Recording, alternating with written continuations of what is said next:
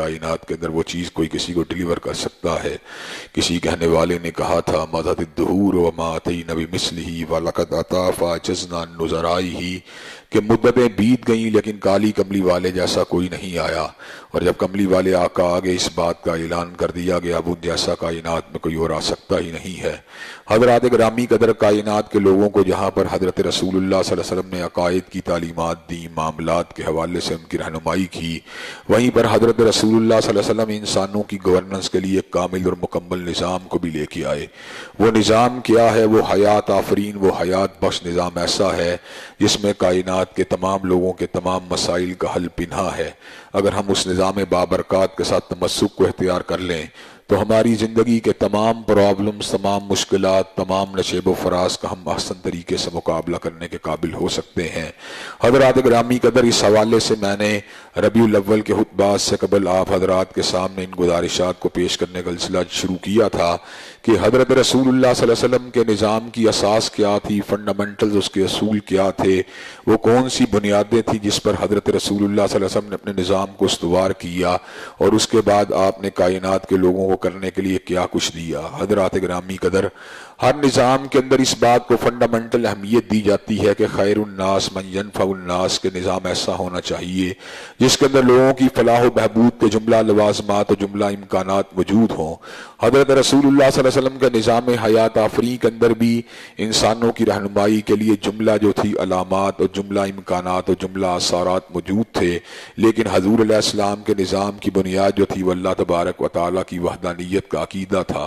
آپ نے اللہ تبارک و تعالیٰ کی وحدانیت کے عقیدے کی بنیاد کے پر تمام لوگوں کو ایک لڑی کے اندر پرو دیا اور ان کو امت واحدہ بنا دیا، اور اس امر کا اعلان اللہ تبارک و تعالیٰ نے کلام حمید میں فرما دیا، انما المؤمنون اخوہ، کہ بے شک مومن آپس کے اندر بھائی بھائی ہیں۔ کسی کہنے والے نے کیا خوبصورت بات کہی ہے کہ اخوت اس کو کہتے ہیں چبھے کانٹا جو کابل میں تو ہندوستان کا ہر پیر و جواں بےتاب ہو جائے، کہ اخوت ایک ایسے جذبے کا نام ہے، ایسے تعلق کا نام ہے جو شرقی غربی اور شمالی جنوبی پچھم و پورب کی تقسیم سے بالاتر ہو کر انسانوں کو ایک لڑی کے اندر پرو دیتا ہے، ان کو ایک مرکز کے ساتھ وابستہ کرتا ہے، ان کو اللہ تبارک و تعالیٰ کے سامنے جھکنے کا خوگر بناتا ہے، اللہ تبارک و تعالیٰ ہی کے سامنے اپنی گردن کو گرانے کا نام، اور اسی کے آستانے کے اپنے سر کو جھکانے کا نام، اور اس کے لیے اپنے جملہ جو عبادات ہیں، جملہ معاملات ہیں، ان کو ان کے سپرد کرنے کا نام در حقیقت عقیدہ توحید ہے، جس کا ذکر اللہ تبارک و تعالیٰ کلام حمید میں کچھ یوں فرماتے ہیں، قُلْ إِنَّ صَلَاتِي وَنُسُكِي وَمَحْيَايَ وَمَمَاتِي لِلَّهِ رَبِّ الْعَالَمِينَ، یہ کہہ دیجئے بے شک میری نمازیں، بے شک میری قربانیاں، بے شک میرا جینا، بے شک میرا مرنا، سبھی کچھ اللہ رب العالمین کے لیے ہے، لا شریک لہو، جس کا کوئی بھی شریک نہیں، نہ ذات کے اندر، نہ صفات کے اندر، نہ اعمال کے اندر، نہ افعال کے اندر، اور ہمیں اسی بات کا حکم دیا گیا اور ہم اسی کے آستانے کے اوپر جھکنے والے ہیں۔ حضرات گرامی قدر، عقیدہ توحید کی ایک جو اساس تھی، اس کی بنیاد کے پر حضرت رسول اللہ صلی اللہ علیہ وسلم نے ایک ایسے معاشرے کو تشکیل دیا جس کے اندر اللہ تبارک و تعالیٰ کی بندگی، اس کی عبادت، اس کی ذات سے عنابت، اس پہ توکل، اس سے خوف اور اس سے محبت جو تھی وہ پورے کے پورے عروج کے اوپر تھی۔ وَمِنَ النَّاسِ مَن يَتَّخِذُ مِن دُونِ اللَّهِ أَندَادًا يُحِبُّونَهُمْ كَحُبِّ اللَّهِ والذین آمنوا اشد حبا للہ، جو غیر اللہ کے پجاری ہوتے ہیں۔ حضرات گرامی قدر، ان کی محبتیں جو ہوتی ہیں وہ غیر اللہ کے ساتھ ہوتی ہیں، لیکن جو اللہ وحدہ لا شریک لہو کے پجاری ہوتے ہیں ان کی محبتیں، ان کا پیار اللہ وحدہ لا شریک لہو کے ساتھ انتہائی شدید ہوتا ہے۔ حضرات گرامی قدر، جب انسان اللہ وحدہ لا شریک لہو سے محبت کرنا سیکھ لیتا ہے تو اس کے بعد اس کے اندر ایک ایسا جذبہ پیدا ہوتا ہے کہ اس کی محبتوں کی اساس پھر اللہ تبارک و تعالیٰ کی وحدانیت بن جاتی ہے۔ وہ ہر کسی سے محبت اللہ تبارک و تعالیٰ کی ذات کے لیے کرتا ہے، وہ ہر کسی سے نفرت بھی اللہ تبارک و تعالیٰ کی دشمنی کے اندر، یعنی جو اللہ کا دشمن ہے اس سے دشمنی رکھتا ہے، جو اللہ کا پیار ہے اس سے وہ محبت کرتا ہے، جس کو دیکھتا ہے اللہ تبارک و تعالیٰ سے پیار کرنے والا اس کو دیتا ہے، اور جس کو دیکھتا ہے کہ اللہ تبارک و تعالیٰ سے دور ہے اس سے روکتا ہے۔ حضرات گرامی قدر، توحید کی بنیاد کے پر تشکیل دیے ہوئے اس معاشرے کے اندر پھر کیا تھا؟ پھر دردمندی تھی، پھر خیر خائی تھی، پھر بھائی چارہ تھا، پھر اخوت تھی، پھر ضرورت میں کام آنے والی باتیں تھیں، پھر دکھ درد کو بانٹنے والے تمام جملہ امکانات جو تھے اللہ تبارک و تعالیٰ نے اس معاشرے کے اندر ودیت کر کے رکھ دیے تھے۔ حضرات گرامی کے اللہ تبارک و تعالیٰ کی وحدانیت کی بنیاد کے پر تشکیل پانے والے اس معاشرے کے اندر اونچ نیچ کا فرق اس حد تک مٹ چکا تھا کہ جتنے لوگ جو تھے وہ اللہ تبارک و تعالیٰ کی توحید کے پر چلنے والے تھے، حضرات گرامی قدر وہ ایک ہی صف میں کھڑے ہو کر نمازوں کو ادا کرتے تھے۔ کبھی یہ بات نہیں ہوئی تھی کہ جو ہے مسجد کے اندر جو ہے اونچی صفوں کو یا پہلی صفوں کو امیروں کے لیے مختص کر دیا جائے اور غریبوں کو اس سے پیچھے ہٹا دیا جائے۔ کسی کہنے والے نے کیا خوبصورت بات کہی ہے کہ ایک ہی صف میں کھڑے ہو گئے محمود و ایاز، نہ کوئی بندہ رہا نہ کوئی بندہ نواز۔ حضرات گرامی قدر اسی مسجد میں حضرت صدیق بھی ہوتے تھے، حضرت فاروق بھی ہوتے تھے، حضرت ذوالنورین بھی ہوتے تھے، حضرت علی المرتضیٰ بھی ہوتے تھے، حضرت بلال حبشی بھی ہوتے تھے، حضرت حباب بھی ہوتے تھے۔ اور حضرات گرامی قدر پھر اللہ تبارک و تعالیٰ کی بندگی کا احساس اتنا شدید ہوتا تھا کہ اس کے اندر بالکل یوں محسوس ہوتا تھا جیسے ایک زنجیر کی کڑیوں کے اندر یہ لوگ آپس میں پروئے ہوئے ہیں، بنیادیں مرصوص ہیں، سیسا پلائی ہوئی دیوار ہے، برکس کی مانند ایک دوسرے کے ساتھ یہ جڑے ہوئے لوگ، سیمنٹڈ انداز کے اندر ایک دوسرے کا جڑے ہوئے لوگ جو تھے ہر دکھ درد میں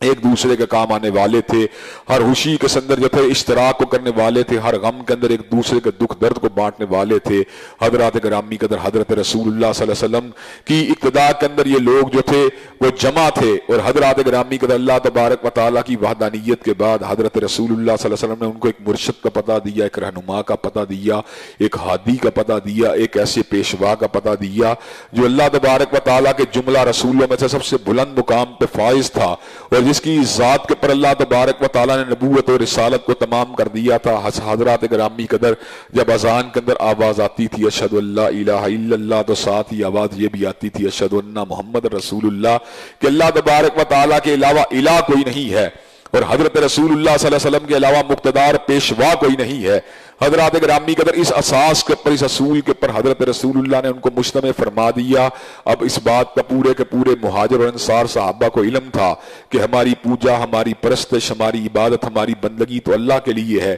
لیکن ہمارا انداز، ہمارا طور، ہمارا طریقہ، ہمارے اطوار جو ہیں وہ حضرت رسول اللہ والے ہیں۔ حضرات گرامی قدر اس کے بعد جو تھی ان کے اندر ایک ایسی قوت پیدا ہو گئی، ایک ایسا جڑاؤ پیدا ہو گیا کہ وہ حزب اللہ کی شکل اختیار کر کے جو کائنات کی سب سے مقدس، کائنات کی سب سے متبرک جماعت تھی، اور جس کے بارے میں اللہ تبارک و تعالیٰ نے ابتسام کا اعلان فرما دیا وَمَن يَتَوَلَّ اللَّهَ وَرَسُولَهُ وَالَّذِينَ آمَنُوا فَإِنَّ حِزْبَ اللَّهِ هُمُ الْغَالِبُونَ، کہ بے شک جو اللہ سے پیار کرنے والا ہے، حضرت رسول اللہ سے پیار کرنے والا ہے، اہل ایمان سے پیار کرنے والا ہے، اس کا تعلق حزب اللہ کے ساتھ ہے، اور حزب اللہ جو ہے اللہ تبارک و تعالیٰ اس کو جملہ احزاب کے پر غالب کرتے رہیں گے، جملہ احزاب جو ہے حزب اللہ کے مقابلے کے پر مغلوب رہیں گے، کوئی گروہ بھی حزب اللہ کے پر غالب نہیں آ سکتا۔ حضرات گرامی قدر اللہ تبارک و تعالیٰ نے صحابہ کرام رضوان اللہ علیہم اجمعین سے یہ وعدہ بھی فرما دیا کہ وعد اللہ الذین آمنوا منکم وعملوا الصالحات لیستخلفنہم فی الارض کما استخلف الذین من قبلہم ولایمکنن لہم دینہم الذی ارتضی لہم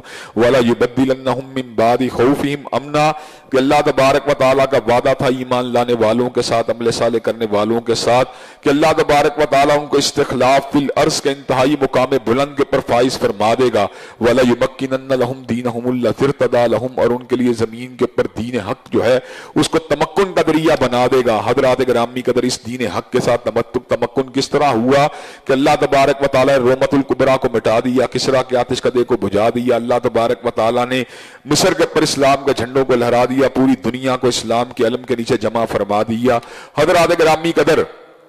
صحابہ کرام رضوان اللہ علیہم اجمعین جس وقت حزب اللہ کی شکل اختیار کر گئے، اور بعد ازاں جو کامیابیاں حزب اللہ کی بنیاد کے پر حاصل ہونے والی تھی وہ تو اپنی جگہ کے پر ہیں، لیکن حضرات گرامی قدر اس سے پہلے ہر حزب کا، ہر پارٹی کا، ہر گروہ کا، ہر جماعت کا ایک نصاب تعلیم ہوتا ہے۔ حضرت رسول اللہ صلی اللہ علیہ وسلم نے جو میں باتیں گزشتہ سے پوستہ آپ کو لانے کے ان باتوں کو یاد دہانی کے طور پہ آپ حضرات کے گوش گدار کر رہا ہوں کہ حضرت رسول اللہ صلی اللہ علیہ وسلم نے ان کو نصاب تعلیم دیا۔ اس نصاب تعلیم میں سب سے پہلے اللہ تبارک و تعالیٰ کی کتاب تھی جس کے جملہ حقوق سے حضرت رسول اللہ صلی اللہ علیہ وسلم نے صحابہ کرام کو آگاہ فرما دیا کہ کتاب اللہ کے پر تمہارا ایمان مستحکم ہونا چاہیے، کامل اور مکمل ہونا چاہیے، اور تمہیں اس بات کا یقین ہونا چاہیے کہ لا ریب فیہ، کہ کتاب اللہ کے اندر نہ کوئی ریب ہے، نہ کوئی تردد ہے، نہ کوئی شک ہے، نہ کوئی شبہ ہے، معمولی سے شبے کی بھی اس کتاب کے اندر کوئی گنجائش موجود نہیں۔ نتیجہ بھی بتلا دیا والذین آمنوا وعملوا الصالحات وآمنوا بما نزل علی محمد وهو الحق من ربہم کفر عنہم سیئاتہم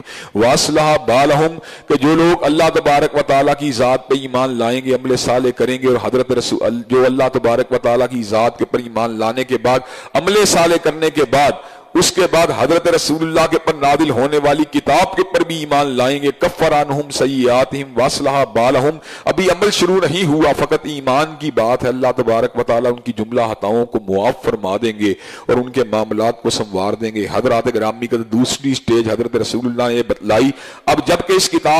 کتاب کے پر تمہارا ایمان ہو چکا ہے، جبکہ تم اس کتاب کے پر یقین لا چکے ہو، تو اس کے بعد تمہارا اس کے پر جو ہے تلاوت ہونی چاہیے، اس کتاب کو تمہیں سمجھنے کی کوشش کرنی چاہیے کہ اس کے الفاظ کیسے ہیں، اس کے حروف کیسے ہیں، اس کی تلاوت میں اللہ تبارک و تعالیٰ نے کیسا انقلابی اثر رکھا کہ ایک ایک حرف کی تلاوت کے اوپر اللہ تبارک و تعالیٰ 10 نیکیوں کو شامل فرما دیا۔ جو ایک حرف کی تلاوت کرے گا اللہ تبارک و تعالیٰ اس کو 10 نیکیاں عطا فرمائیں گے، اور جملہ عبادات میں سے نفلی حالت کے اندر تلاوت قرآن مجید کو سب سے افضل قرار دے دیا، اور نفل کے بعد اللہ تبارک و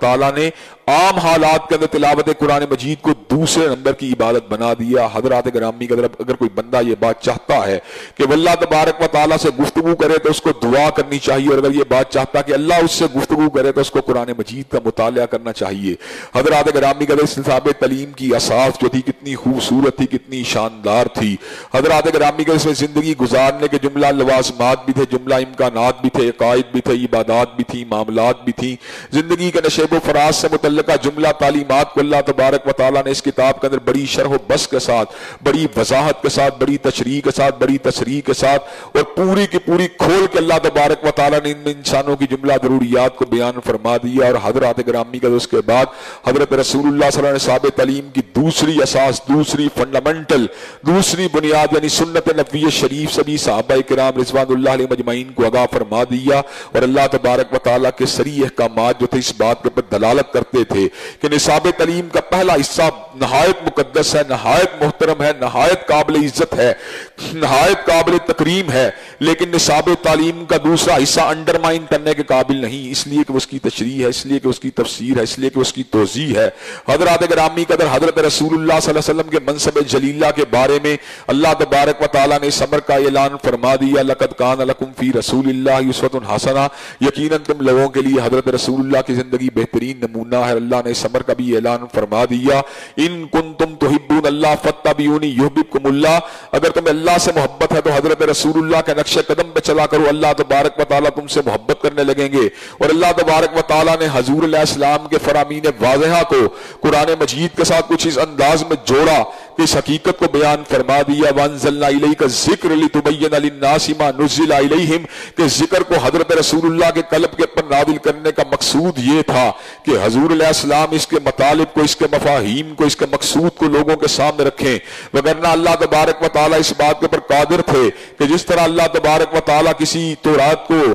تختیوں کے پر لکھ کے دے سکتے تھے، اسی طرح اللہ تبارک و تعالیٰ اس کو بھی ایک تقریری پوری کی پوری شکل کے اندر حضور علیہ السلام کے حوالے کر سکتے تھے، اور اگر اس کو کسی پہاڑ کے پر اتارتے، لو انزلنا ھذا القرآن علی جبل لرأیتہ خاشعا متصدعا من خشیۃ اللہ، تو پہاڑ بھی خوف خدا کے ساتھ ریزہ ریزہ ہو جاتا، لیکن سینہ مصطفیٰ کو اس تحمل کے لیے، اس اٹھان کے لیے، اس بوجھ کو اٹھانے کے لیے کیوں منتخب کیا گیا؟ اس کو منتخب کرنے کی وجہ یہ تھی، وَأَنزَلْنَا إِلَيْكَ الذِّكْرَ لِتُبَيِّنَ لِلنَّاسِ مَا نُزِّلَ إِلَيْهِمْ، کہ اللہ تبارک و تعالیٰ یہ بات چاہتے تھے کہ حضور علیہ السلام اس کی تشریح کریں، اس کی توضیح کریں، اس کی تفسیر کریں، اور لوگوں کو اس بات کا علم ہو جائے قرآن کا مطلوب کیا ہے، قرآن کا مقصود کیا ہے، قرآن کیا چاہتا ہے، قرآن کی جہت کیا ہے، قرآن کی سمت کیا ہے۔ حضرات گرامی قدر قرآن مجید اور حضور علیہ السلام کے اسوے کو اللہ تبارک و تعالیٰ نے آپس میں انٹیگریٹ فرما دیا، اور دین قیم کو ان دونوں چیزوں کا اجتماع بنا دیا، اور اس امر کا اعلان فرما دیا، الیوم اکملت لکم دینکم واتممت علیکم نعمتی ورضیت لکم الاسلام دینا، آج کے دن ہم نے دین کو مکمل کر دیا، نعمتوں کو تمام کر دیا، تمہارے لیے اسلام کو بطور دین منتخب فرما لیا۔ حضرات گرامی کا دین کیا تھا؟ یہ اللہ کی کتاب کا نام تھا، یہ حضرت رسول اللہ کے فرامین واضحہ کا نام تھا، ان دونوں چیزوں کے پر اس دین کی اساس تھی، یہ دونوں چیزیں دین کو لے کے چلنے والی تھی۔ حضرات گرامی کا اللہ تبارک و تعالیٰ کے حبیب علیہ السلام نے نصاب تعلیم سے اپنے دوستوں کو، اپنے صحابہ کو، اپنے تلامذہ کو، اپنے خدمتگاروں کو، اپنے چہرے کی زیارت کرنے والوں کو، اپنی بارگاہ رسالت مآب میں کھڑے ہونے والوں کو، اپنے سامنے زانو تلمس کو طے کرنے والوں کو، اپنے سے پیار کرنے والوں کو، اپنے سے محبت کرنے والوں کو، اپنا کلمہ پڑھنے والوں کو حضرت رسول اللہ صلی اللہ علیہ وسلم نے ثابت تعلیم کو ودیت فرما دیا، اور اللہ تبارک و تعالیٰ نے اس حکم سری کو بھی بیان فرما دیا، وما آتاکم الرسول فخذوہ وما نہاکم عنہ فانتہوا، جو رسول اللہ تم کو دیتے ہیں اس کو پکڑ لیا کرو، اور جس سے روکتے ہیں اس سے رک جایا کرو۔ حضرات گرامی قدر، گویا اس سے ہمیں یہ بات معلوم ہوئی کہ حضور علیہ السلام کے فرامین واضح اور قرآن مجید ملنے کے بعد ہمارے پاس ایک نصاب تعلیم مکمل اور آئیڈیل حالت میں ہمارے سامنے آ جاتا ہے۔ حضرات گرامی قدر، یہ آئیڈیل حالت کس انداز کی حالت ہے، یہ نظام جو ہے اور اس کا نصاب تعلیم جو ہے، کیا فقط ایک عشرے کے لیے ہے، کیا فقط ربع صدی کے لیے ہے، کیا نصف صدی کے لیے ہے، کیا ایک صدی کے لیے ہے، کیا 5 صدیوں کے لیے، کیا 1000 برس کے لیے ہے؟ نہیں، بلکہ اللہ تبارک و تعالیٰ نے اس نصاب تعلیم کو قیامت کی دیواروں تک کے لیے متعین اور مقرر فرما دیا، اور اس امر کا اعلان فرما دیا، ان ہوا الا ذکر للعالمین، کہ اللہ تبارک و تعالیٰ نے اس کو جہانوں کے لیے نصیحت بنا دیا، اس کو جہانوں کے لیے ذکر بنا دیا۔ حضرات گرامی کا طرف شرقی غربی کی تقسیم مٹ چکی ہے، شمالی جنوبی کی تقسیم مٹ چکی ہے۔ اب فقط کرنے اول کی بات نہیں ہے، بلکہ قرون اخرى تک، بلکہ قیامت کی دیواروں تک اب نہ کوئی نیا صحیفہ آئے گا، نہ کوئی نبی آئے گا، نہ کوئی نیا ہادی آئے گا، نہ کوئی مقتدی آئے گا۔ حضرات گرامی کا رہنمائی کے لیے قرآن کافی ہے، رہنمائی کے لیے حضور کے فرامین ذیشان کافی ہے۔ حضرات گرامی کا اب کوئی جو ہے امامت کا نام لے کر اگر بات کرے، کوئی ولایت کا نام لے کے بات کرے، یا کوئی کسی اور اصطلاح کی بات کرے، حضرات گرامی کا ولی اللہ تو وہ ہوگا جو حضور کا تابعدار ہوگا، اور صحابی تو وہ ہوگا جو حضور کی زیارت کرنے والا ہوگا، محدث تو وہ ہوگا جو حضور کے فرامین کو نقل کرنے والا ہوگا، مجدد تو وہ ہوگا جو حضور علیہ السلام کے فرامین واضحہ کی روشنی میں اجتہاد کو کرنے والا ہوگا۔ لیکن حضرات گرامی کا یہ بات اٹل ہے، یہ بات حقیقت ہے، یہ بات قطعی ہے کہ حضور علیہ السلام کے بعد اب شریعت مکمل ہے، شریعت تمام ہے، شریعت ناسخ ہے۔ کائنات کے اندر جو بھی آئے گا وہ حضور کا مرید بن کے آئے گا، مقتدی بن کے آئے گا۔ اب کوئی حضور کے فرامین کو سپرسیڈ نہیں کر سکتا، اب کوئی حضور کے فرامین کے اوپر جو ہے فوقیت کو حاصل نہیں کر سکتا۔ حضور کے فرامین ہر چیز کو سپرسیڈ کرنے کے لیے ہمارے لیے کافی ہے۔ حضرات گرامی کے اندر کئی لوگوں نے اس مسئلے کے اندر مجازی اعتبار سے غلطی کھائی، اور کئیوں نے حقیقت کے اعتبار سے غلطی کھائی۔ مجازی اعتبار سے اس معنوں میں غلطی کھائی کہ حضور کے بعض امتیوں کو یہ اتھارٹی ڈیلیگیٹ کر دی کہ ان کے فرامین کو حضور کے مقابلے میں حجت بنا لیا، ان کے فرامین کو حضور کے مقابلے میں دلیل بنا لیا، اور بعض لوگوں نے حقیقی غلطی کھائی، اور اتنی بڑی غلطی کھائی کہ وہ دائرہ اسلام ہی سے خارج ہو گئے۔ حضرات گرامی کے بعض لوگوں نے مسیلمہ کذاب کو نبی بنا دیا، بعضوں نے اسود انسی کو نبی بنا لیا، بعض لوگوں نے غلام محمد قادیانی کو نبی بنا لیا، کئیوں نے علی محمد باپ کو نبی بنا دیا، کئیوں نے حسین علی مازن دانی کو نبی بنا لیا، کئیوں نے علی جا محمد کو نبی بنا لیا، کئیوں نے راشد الحلیفہ کو نبی بنا دیا۔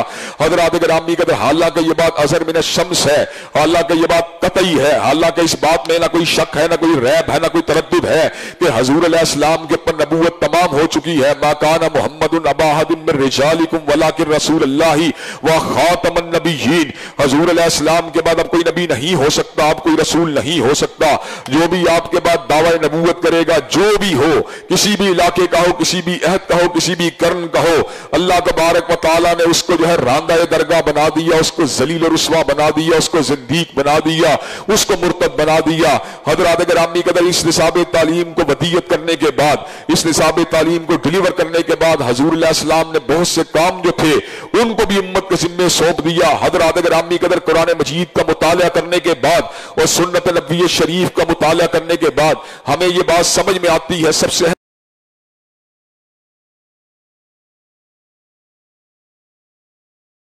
صلاۃ کا نظام تھا، نظام کو قائم، نماز کو قائم کرنے والا نظام تھا۔ حضرات گرامی قدر، 5 وقت لوگوں کو مسجد کی سمت بلا کر، 5 وقت اللہ تبارک و تعالیٰ کے گھر کے اندر بلا کر، 5 وقت خانہ خدا کے اندر بلا کر ان کی اس انداز کے اندر تربیت کی کہ حی علی الصلاۃ اور حی علی الفلاح کے ساتھ ان کے تعلق کو جوڑا، اور ان کو یہ بات سمجھائی کہ تمہیں بار بار نماز پہ آنا پڑے گا، تمہیں بار بار فلاح کے راستے پہ آنا پڑے گا۔ جب تم فلاح کے راستے کے پر آؤ گے تمہارے جملہ مسائل جو ہے حل ہو جائیں گے۔ والذین جاہدوا فینا لنہدینہم سبلنا وان اللہ لمع المحسنین، کہ اللہ تبارک و تعالیٰ نے اس بات کو بھی واضح فرما دیا، جو اس کے راستے کے اندر جہاد کرے گا، جو اس کے راستے جھٹلائے گا۔ وَإِنَّ اللَّهَ لَمَعَ الْمُحْسِنِينَ کہ بے شک اللہ تبارک و تعالیٰ نیکوکاروں کے ساتھ ہے، بے شک اللہ تبارک و تعالیٰ محسنین کے ساتھ ہے، بے شک اللہ تبارک و تعالیٰ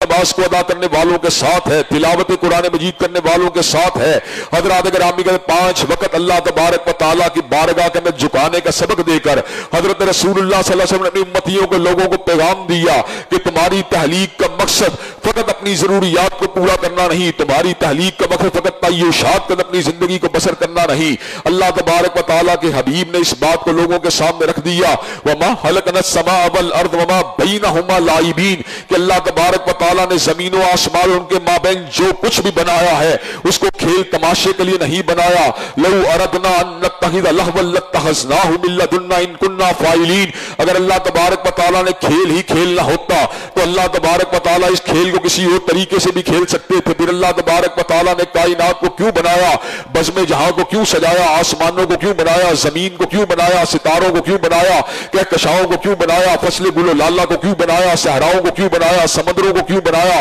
دریاؤں کو کیوں بنایا۔ اللہ تبارک و تعالیٰ نے اس حقیقت کا بیان فرما دیا، وَمَا خَلَقْتُ الْجِنَّ وَالْإِنسَ إِلَّا لِيَعْبُدُونَ میں نے جن و انس کو اپنے تعارف کے لیے، اپنی معرفت کے لیے، اپنی بندگی کے لیے، اپنی عبادت کے لیے بنایا ہے۔ حضرات گرامی قدر آپ مجھے یہ بات کے پتہ توجہ کیجئے کہ حضرت رسول اللہ نے فنڈامنٹل جو سب سے پہلا کام کیا وہ اقامت صلاۃ کا کام تھا، اس لیے کہ اللہ تبارک و تعالیٰ تمکن فی الارض کے بعد حکمرانان وقت کی جو پہلی ذمہ داری لگائی ہے وہ ذمہ داری یہ بنتی ہے کہ انہیں نظام صلاۃ کو قائم کرنا چاہیے، خود بھی اللہ کے آستانے پہ جھکنا چاہیے، لوگوں کو بھی جھکنے کا درس دینا چاہیے۔ حضرات گرامی قدر سوچنے کی بات یہ ہے اس کام کے حوالے سے ہماری کیا تگ و دو ہے، اس کام کے حوالے سے ہماری کیا ایفرٹ ہے، اس کام کے حوالے سے ہماری کتنی کمٹمنٹ ہے، اس حوالے سے ہماری کیا ڈیڈیکیشن ہے، اس حوالے سے ہمارا کیا طرز عمل ہے، کیا آج ہم نمازی ہیں۔ حضرات گرامی کے اندر میں فجر کے وقت بستر میں سویا ہوا ہوتا ہوں، میں زور کے وقت اپنے لنچ کے اندر مصروف ہوتا ہوں، میں عصر کے وقت کاروباری دھندے کے اندر مشغول ہوتا ہوں، میں مغرب کے وقت ایوننگ واک کے اندر مشغول ہوتا ہوں، میں عشاء کے اپنے بستر میں سویا ہوتا ہوں۔ اقامت صلاۃ کہاں پر ہے؟ حضرت رسول اللہ صلی اللہ علیہ وسلم نے جو نظام دیا اس کی پہلی اساس اور پہلی بنیاد کہاں پر ہے؟ حضرات گرامی کا حضرت رسول اللہ صلی اللہ علیہ وسلم نماز کے لیے انتہائی کوشاں رہے، ساری کی ساری زندگی نمازوں کو باجماعت ادا کرنے کی تلقین دیتے رہے، اور اس کے ساتھ ساتھ بلا عذر نماز کو موقوف کرنا، بلا عذر نماز کو چھوڑ دینا۔ حضرات گرامی کا اس حوالے سے حضرت رسول اللہ صلی اللہ علیہ وسلم جو تھے سخت تعدیب کا اظہار کرتے رہے۔ حضرات گرامی کا حضرت رسول اللہ صلی اللہ علیہ وسلم نے اس حوالے سے کائنات کے لوگوں کے سامنے اس پیغام کو رکھ دیا، جو لوگ جو ہے اذان کی آواز سن کر، ندا کی آواز سن کر سین مسجد میں نہیں آتے، مصطفیٰ علیہ السلام رؤوف و رحیم ہونے کے باوجود صبر کا اعلان فرماتے ہیں کہ اگر میرا دل چاہتا ہے کہ ان کے گھروں کو جو ہے آگ کو لگا دیا جائے۔ حضرات گرامی روایت بالمعنی میں آپ حضرات کے سامنے اس کے مفہوم کے بیان کے لیے آپ کے گوش گزار کر رہا ہوں۔ حضرات گرامی قدر لیکن آج عالم یہ ہے کہنے کو مسلمان ہوں، کہنے کو محمد عبداللہ ہوں، کہنے کو عبدالستار ہوں، کہنے کو فرحان ہوں، کہنے کو ابو بکر ہوں، کہنے کو عمر ہوں، کہنے کو عثمان ہوں، لیکن نماز کی آواز سننے کے باوجود میں آنے کے لیے تیار نہیں ہوں۔ حضور علیہ السلام کی آخری وصیتوں میں یہ وصیت بھی شامل تھی، الصلاۃ وما ملکت ایمانکم، نمازوں کا تحفظ کرو، نمازوں کا تحفظ کرو، غلاموں کے ساتھ حسن سلوک کرو۔ حضرات گرامی قدر نماز کی ادائیگی کے حوالے سے حضرت رسول اللہ صلی اللہ علیہ وسلم اپنی امت کی کامل اور مکمل انداز کے اندر رہنمائی فرما دی، اور حضرات گرامی قدر اس حوالے سے حضرت رسول اللہ صلی اللہ علیہ وسلم نے اپنے جمیع صحابہ کرام رضوان اللہ علیہ مجمعین کو نمازوں کے اندر جمع ہونے کی تلقین کی، اور ان کے سامنے اس بات کو رکھ دیا ورکعوا مراکین کہ اکیلے نماز پڑھنے کی بجائے رکوع کرنے والوں کے ساتھ رکوع کیا کرو، قیام کرنے والوں کے ساتھ قیام کیا کرو، سجدہ کرنے والوں کے ساتھ سجدہ کیا کرو۔ حضرات گرامی قدر یہ پیغام مصطفیٰ کا پیغام ہے، یہ پیغام حضرت رسول اللہ کا پیغام ہے، یہ پیغام امام علی شان کا پیغام ہے، یہ پیغام خاتم النبیین کا پیغام ہے، یہ پیغام فخر موجودات کا پیغام ہے، یہ پیغام حبیب کبریا کا پیغام ہے، یہ پیغام افضل الخلائق کا پیغام ہے، یہ پیغام سید المرسلین کا پیغام ہے، یہ پیغام امام الاولین والآخرین کا پیغام ہے۔ حضرات گرامی قدر اس کے ساتھ ساتھ حضرت رسول اللہ صلی اللہ علیہ وسلم نے ایک تو ذہنی، قلبی، فکری اور ذکر والی عبادت تھی، اس کے ساتھ ساتھ آپ نے مالی اعتبار سے بھی امت کی بھرپور انداز میں رہنمائی کی کہ انہیں اپنے اموال کو کس انداز کے اندر اپنے پاس رکھنا چاہیے اور اس میں کس حد تک خود تصرف کرنا چاہیے اور کس حد تک یتیم و مساکین کے حق کو اس کے اندر جو ہے باقی رکھنا چاہیے۔ حضرات گرامی کا اس حوالے سے نماز اور زکوٰۃ کے حوالے سے اور انفاق فی سبیل اللہ کے حوالے سے جو آپ نے اپنی امت کی رہنمائی کی، اپنی چند گزارشات کو انشاءاللہ آئندہ خطبات جمعہ میں آپ حضرات کے گوش گزار کیا جائے گا۔ اللہ تبارک و تعالی ہم سب کو سیدھے راستے صراط مستقیم پر چلنے کی توفیق دے۔ وآخر دعوانا الحمدللہ رب العالمین۔ الحمدللہ نحمده ونستعینه ونستغفره ونؤمن به ونتوکل علیہ ونعوذ باللہ من شرور انفسنا ومن سیئات اعمالنا من یهده اللہ فلا مضل له ومن یضلل فلا ہادی له واشهد ان لا الہ الا اللہ واشهد ان محمدا عبده ورسوله اما بعد فإن خیر الحدیث کتاب اللہ وخیر الہدی ہدی محمد صلی اللہ علیہ وسلم وشر الامور محدثاتها وکل محدثۃ بدعہ وکل بدعۃ ضلالہ وکل ضلالۃ فی النار۔ حضرات گرامی قدر، آپ کے سامنے اس بات کو گوش گدار کرنے کی کوشش کی کہ حضرت رسول اللہ صلی اللہ علیہ وسلم ایک نظام کو لے کے آئے، ایک حیات آفرین دستور کو لے کے آئے، کائنات کی زلفوں کو سنوارنے والے ایک عظیم الشان ترکیب کو لے کے آئے۔ حضرات گرامی قدر، زندگی اب اگر سیدھے راستے پر چلے گی تو مصطفیٰ علیہ السلام کی اقتداء کے ذریعے چلے گی۔ ہمیں حضور علیہ السلام کی اقتداء کے بغیر پناہ نہیں مل سکتی، ہمیں حضور علیہ السلام کی اقتداء کے بغیر امن نہیں مل سکتا، سکون نہیں مل سکتا، چین نہیں مل سکتا۔ چین اس صورت میں ملے گا اگر ہم حضرت رسول اللہ صلی اللہ علیہ وسلم کے صحیح معنوں میں تابعدار بن جائیں۔ حضرات گرامی قدر، ہماری جملہ روحانی جسمانی بیماریوں کا علاج حضرت رسول اللہ صلی اللہ علیہ وسلم کے فرامین واضحہ کے اندر پنہا ہے کہ وہی درینہ بیماری، وہی نامحکمی دل کی، اور علاج اس کا وہی آب نشاط انگیز ہے ساکی۔ حضرات گرامی قدر، اس نظام حیات آفرین کی بنیاد جو تھی وہ نماز تھی، اور اس کے اندر زکوٰۃ کے پر بھی زور دیا گیا۔ انشاءاللہ ان فنڈامنٹلز کو آپ حضرات کے گوش گدار کیا جائے گا۔ حضرات گرامی قدر، اللہ تبارک و تعالیٰ کے فضل اور آپ کی دعاؤں سے الحمدللہ میری روحانی صحت جو ہے پہلے سے بہتر ہے، لیکن تاحال وضو کی تجدید و تشنگی اور اس حوالے سے جو ہے پرابلمز جو ہیں باقی ہیں۔ اللہ تبارک و تعالیٰ نے ماضی کے اندر بھی مشر کے اثرات سے اپنے فضل و کرم سے کلام حمید کی تلاوت سے اور ذکر اذکار سے شفا دی تھی۔ ابھی بھی الحمدللہ پوری تگودو کے ساتھ، پوری توانائی کے ساتھ، پورے عزم کے ساتھ وضو اور نماز کو اللہ تبارک و تعالیٰ کے فضل و کرم سے اپنی بساط کی حد تک ادا کرنے کا سلسلہ جاری و ساری ہے۔ کوئی یہ چیزیں ناقص ہیں ہماری جو ان میں کوتاہی پائی جاتی ہے، اللہ تبارک و تعالیٰ سے پھر بھی دعا گو ہیں کہ اللہ تبارک و تعالیٰ ہماری ان کوتاہیوں کو معاف فرما کر ہمارے اعمال کو اپنی بارگاہ میں قبول فرمائے۔ حضرات گرامی قدر، اس تشنگی کے حوالے سے جس زحمت کا آپ حضرات کو ماضی کے اندر سامنا کرنا پڑا اور تاحال کرنا پڑ رہا ہے، اس کے حوالے سے انشاءاللہ میں معذرت ہاں ہوں، لیکن میں اللہ تبارک و تعالیٰ کی بارگاہ میں پر امید ہوں کہ انشاءاللہ آئندہ خطبات جمعہ کے اندر اللہ تبارک و تعالیٰ اس بیماری کو اور اس شر کو ہمیشہ کے لیے رفع فرما دیں گے، اور آسانی کے راستے کو، کشادگی کے راستے کو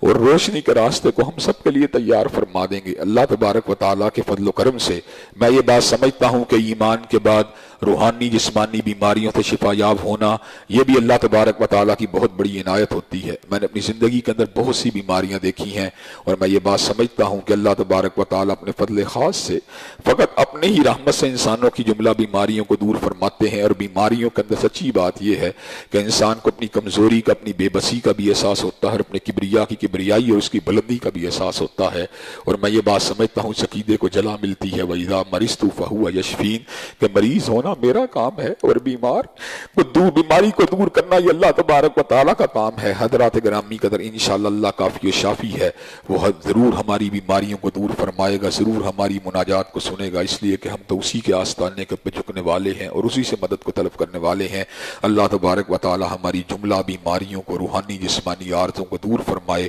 اور جہاں جہاں مسلمان مریض ہیں ان کو شفا عطا فرمائے۔ بیماریاں جہاں پر انسان کے گناہوں کی تطہیر کا سبب ہیں، جہاں پر اس کی پیدا ہوتی ہے، فکر مند ہوتا ہے، اللہ تبارک و تعالیٰ ان بیماریوں کو ہماری روحانی اور جسمانی صحت کا جو ہے پیش خیمہ بنائے، اور ہماری تطہیر، گناہوں کی تطہیر کا